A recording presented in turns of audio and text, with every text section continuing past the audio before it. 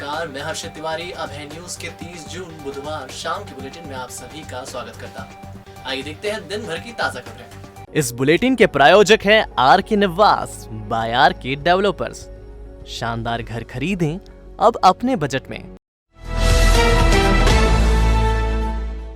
90 के दशक में राम मंदिर आंदोलन की फायर ब्रांड साध्वी रही रितंभरा ने जनसंख्या नियंत्रण कानून का समर्थन किया है। उन्होंने राम मंदिर ट्रस्ट के पदाधिकारियों पर जमीन खरीदी में लग रहे चंदाखोरी के आरोपों का बचाव भी किया। साध्वी रितंभरा बुधवार को महाकाल मंदिर के दर्शन करने आई थी।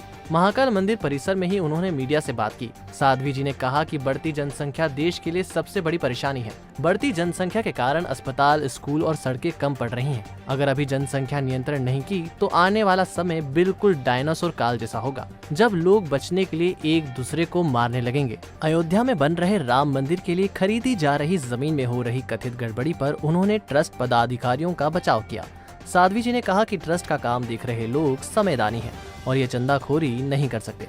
फिर भी राम मंदिर का काम धर्म का काम है और यहाँ गड़बड़ी नहीं होनी चाहिए।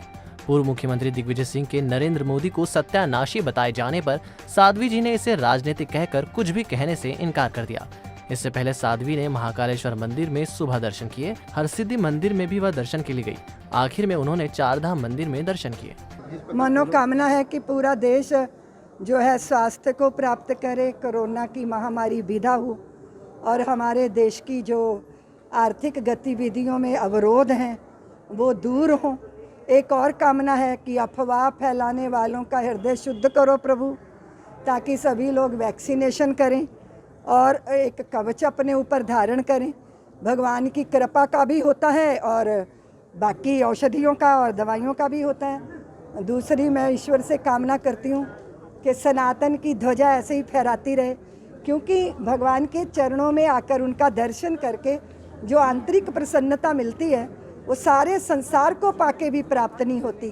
तो हमारी संस्कृति मंदिरों की संस्कृति, हमारी संस्कृति यज्ञों की संस्कृति, ये संस्कृति चिरकाल तक पूरे विश्व को जो है कल्याण की भावना से भरती रहे, ऐसी बाबा से मैंने प्रार्थना की। नहीं करना चाहिए क्योंकि ये बहुत दुर्भाग्यपूर्ण है। जिन्होंने भी इस व्यवस्था को, जिनके हाथ में है, वो जीवन दानी लोग हैं। उन्होंने अपनी जवानियाँ खपा दी।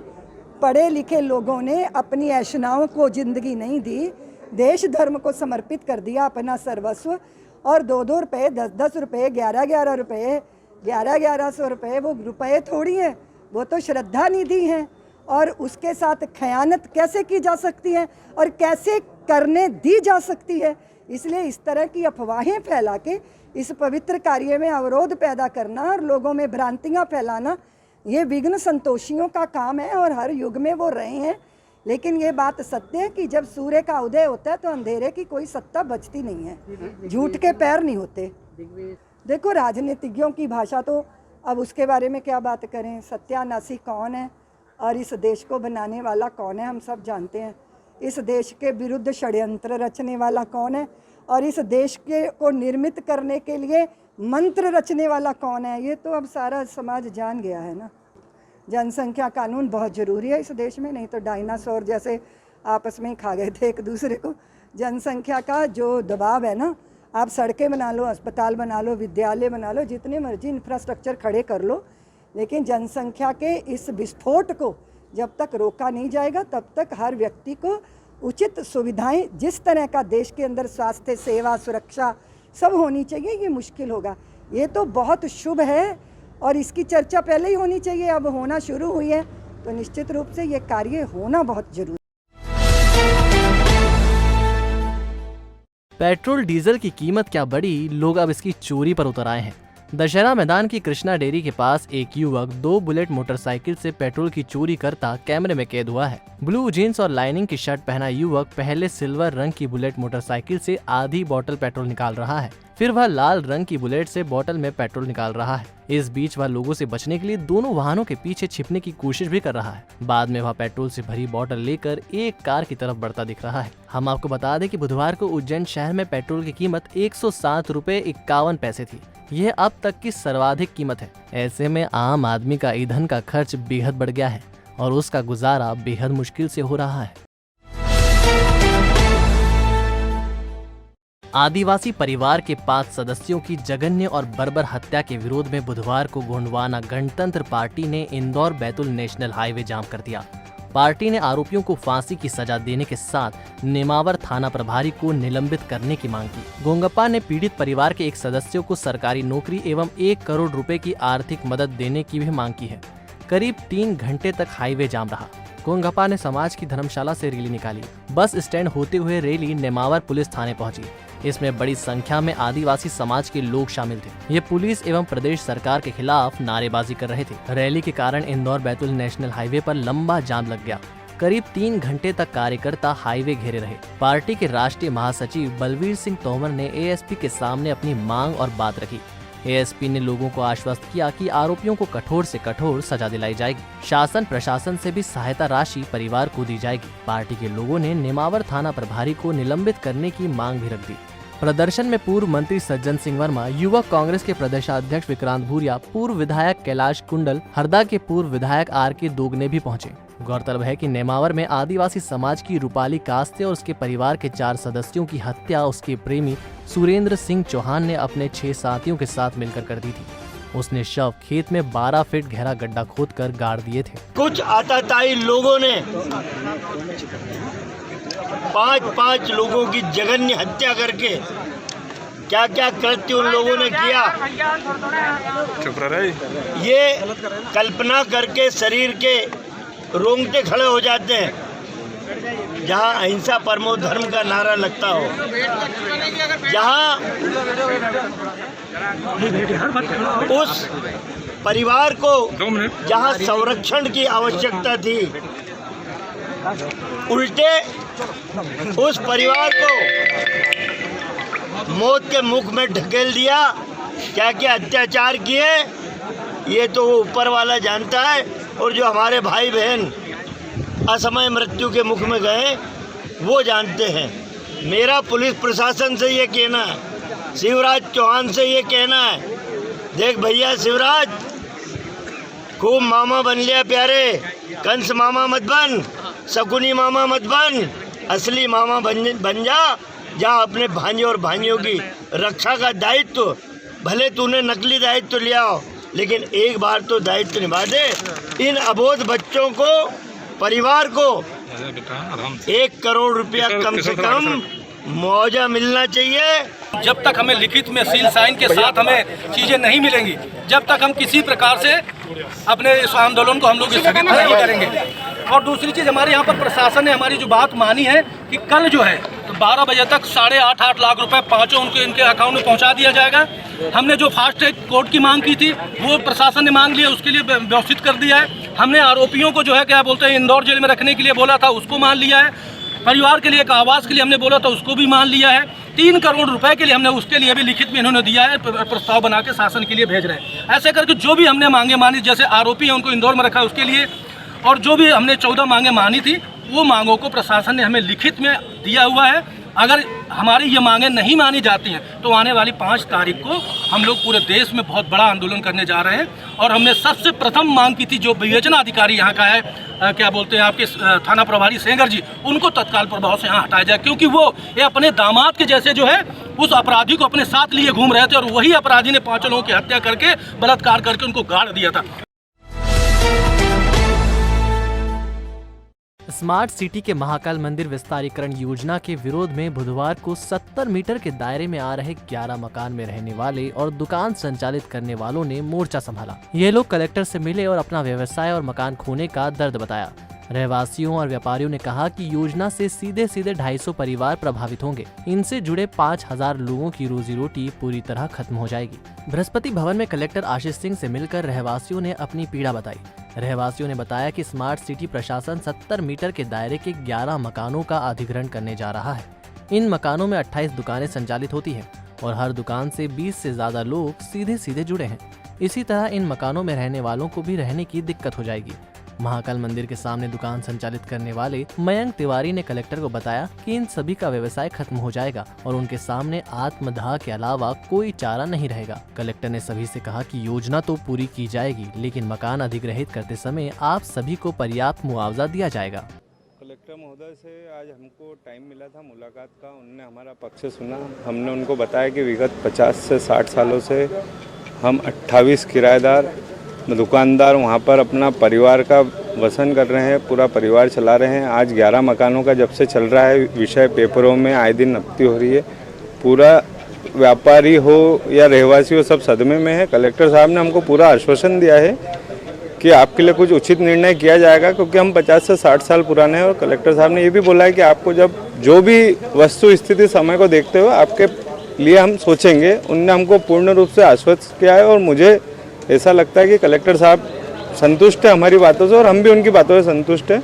हमारी मांगे पूरी नहीं की जाएगी, 70 मीटर योजना खत्म नहीं की जाएगी, तब तक हम आंदोलन करेंगे। हमारा आंदोलन प्रतिदिन चलता रहेगा और जब तक माननीय मुख्यमंत्री जी 70 मीटर योजना को वापस नहीं ले लेते तब तक हम पीछे नहीं हटेंगे और जरूरत पड़ी तो हम आत्मदाह भी करेंगे।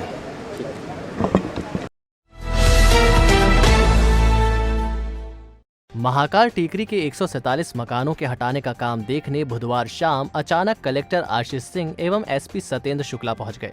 कलेक्टर ने साफ कहा कि मकान हटाने का काम नहीं रुकेगा। अगर किसी को मुआवजे को लेकर शिकायत है तो वह लिखित में दे। कलेक्टर ने मीडिया से कहा कि आज तक 56 लोगों ने अनुग्रह राशि ले ली है। इनके मकान हटाने का काम पूरा हो गया है। गुरुवार तक यह संख्या 100 पहुंच जाएगी। इसके बाद शेष लोगों को हटाने का काम शुरू किया जाएगा।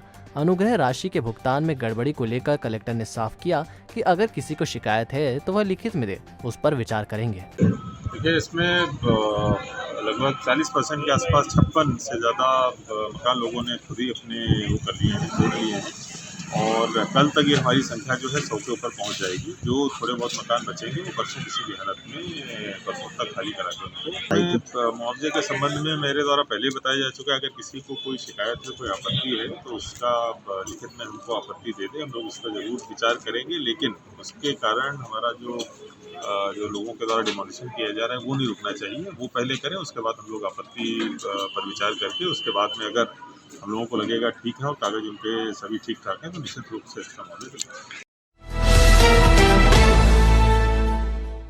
महावीर बाग में रहने वाले एक बैंक कर्मी की पत्नी ने 2 साल के पुत्र के शुगर पेशेंट होने से परेशान होकर फांसी लगाकर खुदकुशी कर ली। नानाखेड़ा पुलिस ने मामले में मर्ग कायम किया है। सूरज बामने SBI में क्लर्क है। उनकी 32 साल की पत्नी स्वाति ने मंगलवार रात 3 बजे फांसी लगा ली। सूरज के भाई अश्विन ने बताया कि सूरज के 2 साल का पुत्र निधि शुगर पेशेंट है। उसे रोजाना 2 से 3 बार इंसुलिन देना पड़ता है। इससे स्वाति परेशान रहती थी। संभवतः इसी के चलते उसने खुदकुशी कर ली। मृत्यु पूर्व स्वाति ने सुसाइड नोट छोड़ा है। पर्यावरण को संरक्षित करने के लिए पुलिस विभाग के 3 ASP ने महिला थाने में पौधारोपण किया। ASP city Amarendra Singh, ASP Ravindra Verma एवं ASP रूरल आकाश भूरिया ने पौधारोपण किया। ASP ने कहा कि पर्यावरण को बचाना हम सबका कर्तव्य है। इसी कड़ी में थाना परिसर में पौधारोपण किया गया। जो तमाम कार्यालय और थाने और ये जगह हैं, उन सभी जगह के वृक्षारोपण का कार्यक्रम किया जा रहा है। उसका मुख्य उद्देश्य है कि अधिक से अधिक छायादार और फलदार वृक्ष को प्रमासिस जो खाली प्रमासिस है उनमें लगाना, ताकि आगे आने वाले समय में ये वृक्ष पर्यावरण और साथ में जो कि छाया भी दे सके। इसी को लेकर के आज एक महिला थाने में वृक्षारोपण कार्यक्रम किया गया और उसमें जो यहाँ एक लोकल सोसाइटी सब सोसाइटी उसके सहयोग से कुछ वृक्षारोपण का कार्यक्रम किया गया है। आगे भी ये सभी थानों में कार्यालय और भी जहाँ जो रिक्त स्थान है उनमें वृक्षारोपण को अभियान के तौर पर लिया गया है। दौलतगंज गणेश मंदिर के सामने स्थित शुद्ध दूध डेयरी में मंगलवार रात छत के रास्ते घुसा चोर 50,000 रुपए ले गया। चोर छत की चद्दर उखाड़कर डेयरी में घुसा था। चोरी का पता बुधवार सुबह उस वक्त चला जब डेयरी मैनेजर जय पांचाल ने ताला खोला। उसने शटर उठाया तो अंदर पूरा सामान बिखरा पड़ा था। गल्ला खुला हुआ था और नोट इधर उधर बिखरे पड़े थे। डेयरी के मालिक सौरभ जैन हैं और वह तुलसी नगर में रहते हैं। मैनेजर ने फौरन उनको और पुलिस को वारदात की जानकारी दी। मौके पर पहुंची पुलिस ने CCTV खंगाले तो एक बदमाश छत की चद्दर उठाकर डेयरी में प्रवेश करता दिखा। पुलिस के मुताबिक बदमाश गले से 50,000 की रकम निकाल ले गया है। आपाधापी में वह कुछ नोट वहीं बिखेर गया है। थाना देवास गेट के अंतर्गत एक घी मंडी है। उस घी मंडी में एक दुकान में शटर को उचकाते हुए एक फुटेज बहुत ही क्लियर आया है।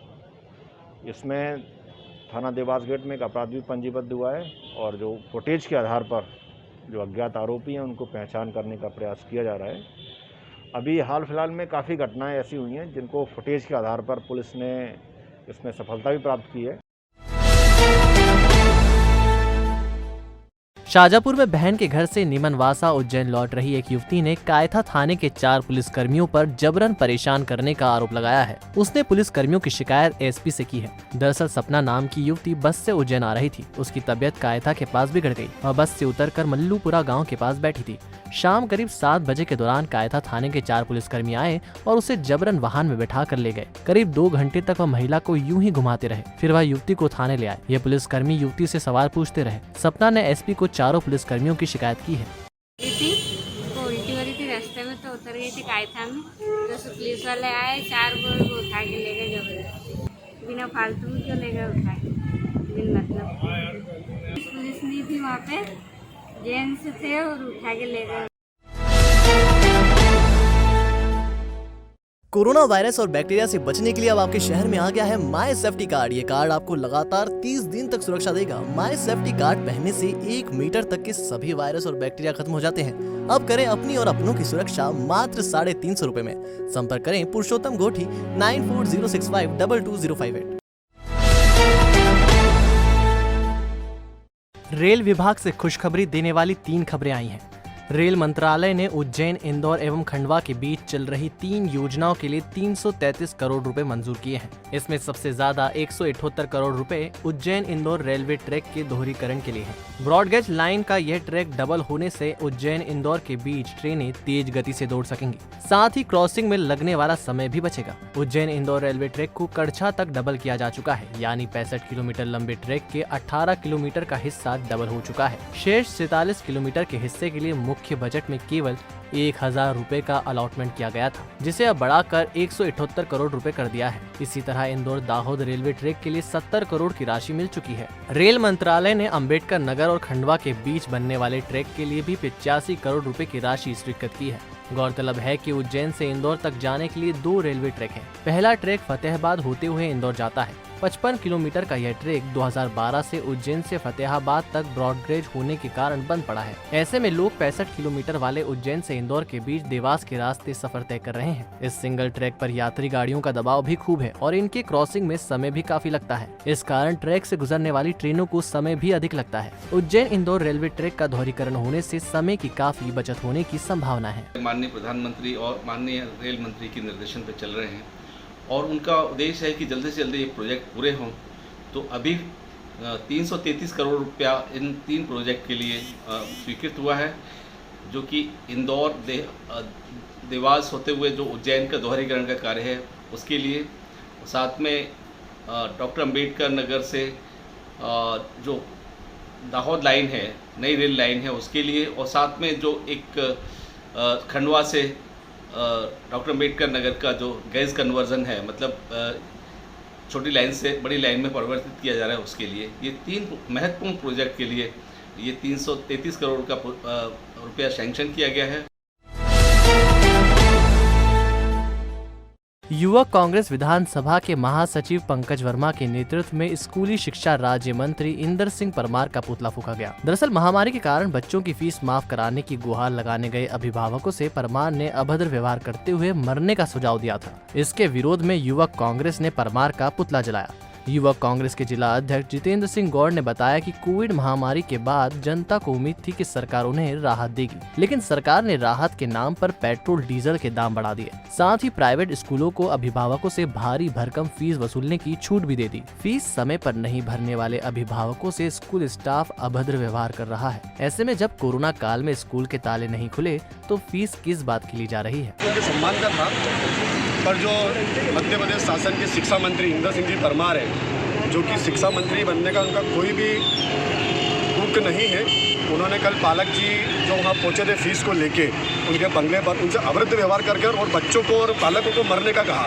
उनके विषय में आज युवक कांग्रेस देवास युवक कांग्रेस ने उनका पुतला जलाया और उनके इस्तीफे की मांग करी है। और आगे चल के ऐसा मंत्री शिवराज जी को नहीं देना चाहिए कि शिक्षकों को के साथ साथ वो पालकों की भी इज्जत ना रखे और पालकों को भी मरने का बोले। कोरोना वायरस की दूसरी लहर अब घटिया में पूरी तरह थम गई है। हैट्रिक छू चुका संक्रमितों का आंकड़ा अब 0 पर पहुंच गया है। 1 अप्रैल से 27 जून तक तहसील में 295 संक्रमित मिले थे। इनमें से केवल 39 को ही अस्पताल में दाखिल कराने की जरूरत पड़ी थी। शेष होम आइसोलेशन में रहते हुए ही ठीक हो गए थे। आपदा की इस घड़ी में स्वास्थ्य विभाग, प्रशासनिक अमले एवं आशा कार्यकर्ताओं ने सराहनीय कार्य किया। एसडीएम गोविंद दुबे, तहसीलदार शिवराम कनासी, बीएमओ डॉक्टर देवेंद्र पाड़िया ने महत्वपूर्ण भूमिका निभाई। घटिया में आज की स्थिति में जो है कोरोना के एक्टिव केस जो है शून्य की स्थिति में है। इस स्थिति को लाने में जो है हमारे राजस्व विभाग, पंचायत विभाग, पुलिस विभाग, स्वास्थ्य विभाग के मैदानी अमले का जो है पूरा इसमें योगदान रहा है। आगे भी ये स्थिति तहसील में बनी रहे, इसके लिए आवश्यक ये है, मैं सभी से अपील करता हूँ कि मास्क को जो है दैनिक जीवन का एक अहम हिस्सा बनाना आवश्यक हो गया है। और वैक्सीनेशन का जैसा कि हमारी तहसील में रुझान अच्छा रहा है, मैं सभी से अपील करता हूँ कि जो लोग भी अभी इसमें शेष हैं वो वैक्सीनेशन के लिए अपनी नियत तिथि पे आएँ और वैक्सीनेशन कराएं, ताकि जो तीसरी लहर की स्थिति है उसको जो है मिनिमाइज़ किया जा सके। अभी वर्तमान की स्थिति में अपने पास कोरोना के 0 पेशेंट है तहसील घटिया में। लगभग अपने यहाँ 1 अप्रैल से लेकर अभी तक में लगभग 295 के समथिंग अपने कोविड पॉजिटिव मरीज निकले थे, जो कि लगभग स्वस्थ होकर सभी अब अनकंटेनमेंट हो चुके हैं अपने यहाँ से। 0 पेशेंट अभी की स्थिति में। 295 के जो मरीज अपने यहाँ थे उसमें से 39 मरीज अस्पताल में भर्ती रह के स्वस्थ हो गए हैं और बाकी जो है वो होम क्वारंटाइन किए गए। बिरलाग्राम थाने में पदस्थ सहायक उप निरीक्षक हेमंत कटारे अब सब इंस्पेक्टर बन गए हैं। सीएसपी मनोज रत्नाकर ने उनके कंधों पर स्टार लगाकर उन्हें प्रमोट किया। इस मौके पर बिरलाग्राम थाने के प्रभारी हेमंत जादौन, उप निरीक्षक योगिता उपाध्याय, एएसआई हरेंद्र प्रताप सिंह चौहान, प्रधान आरक्षक दयाशंकर एवं थाना स्टाफ उपस्थित था।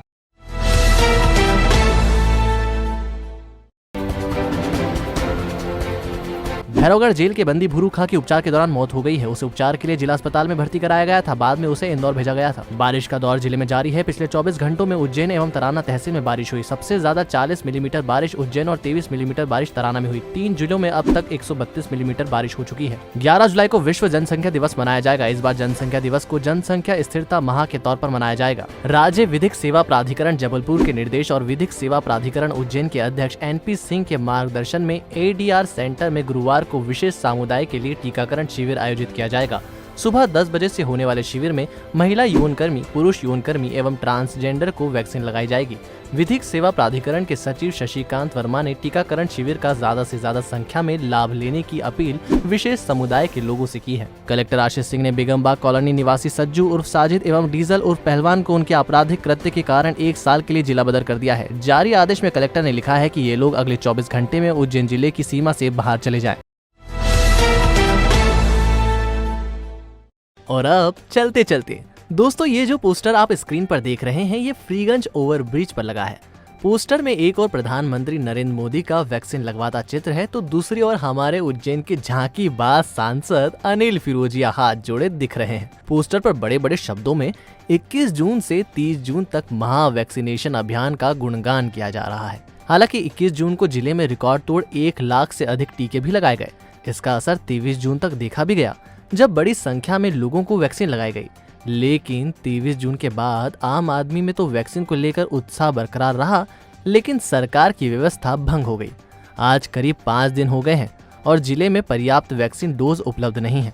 2 दिन पहले तो प्रशासन को प्रेस नोट से सूचित करना पड़ा कि हमारे पास केवल वैक्सीनेशन के 3600 डोज ही उपलब्ध हैं। ये डोज केवल सेकंड डोज वालों के लिए ही है। वैक्सीनेशन की उपलब्धता के बारे में संबंधित अधिकारियों के पास गोलमाल सा जवाब है कि राज्य सरकार जब वैक्सीन भेजेगी तो हम भी लगा देंगे। लेकिन राज्य सरकार से जिले को वैक्सीन क्यों नहीं उपलब्ध हो रही है, इसका जवाब अब तक नहीं मिल पाया है।